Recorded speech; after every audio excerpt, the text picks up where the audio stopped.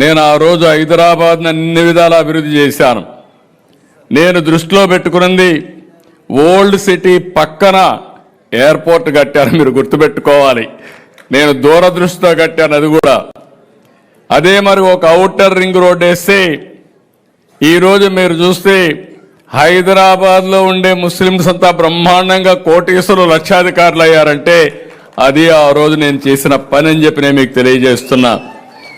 నేను ఎప్పుడూ ఒకటి చెప్పేవాడిని, హైదరాబాద్కి ఎవరు వచ్చినా నేరుగా పోయి ఓల్డ్ సిటీలో షాపింగ్ చేసే విధంగా పెరల్స్ని ప్రమోట్ చేసింది కూడా తెలుగుదేశం పార్టీ. హైదరాబాద్ బిర్యానీని కూడా ప్రమోట్ చేశాం.